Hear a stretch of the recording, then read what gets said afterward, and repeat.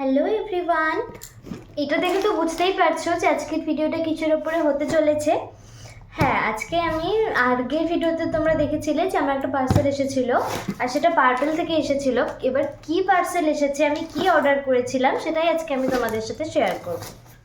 আমার মনে হয় কেউ যদি সবথেকে খারাপ আনবক্সিং ভিডিও দিয়ে থাকে তাহলে সেটা হচ্ছে আমি। প্রথমত তো বলে দিই, আমি আনবক্সিং করার সময় ছুরি কাঁচি কিছুই খুঁজে পাই না, অথচ বাড়িতে কিন্তু সারাক্ষণ ছুরি কাঁচি নিয়েই ঘুরি, কারণ এটা কাটতে হয় ওটা কাটতে হয়। বাট আনবক্সিং করার জন্য দেখো অনেক কষ্টে একটা স্ক্রুড্রাইভার খুঁজে পেয়েছি, সেটা দিয়ে অনেক যুদ্ধ করে ওপেন করছি। সো চলো দেখি প্রথমে কি আমার তহবিল থেকে বের হলো। দেখো, এটা কিন্তু মামা আর্থের ভিটামিন সি ফেস সিরাম, আর এটা কিন্তু আমি ফার্স্ট টাইম ইউজ করছি, কারণ এর আগে আমি গুড ভাইবসের ডিট্যান গ্লো ফেস সিরামটা ইউজ করতাম। ওটা তো ভীষণই ভালো, কিন্তু এবার আমার ইচ্ছে হলো যে দেখি একটা মামা আর্থের সিরাম ইউজ করে কেমন হয়।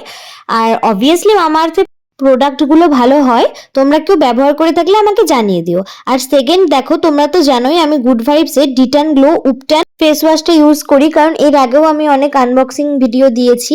আর এই যে এটা দেখো, এটা মামা আর্থের রাইস ফেস ওয়াশ, এটা হচ্ছে তোমাদের দাদা ভাইয়ের জন্য।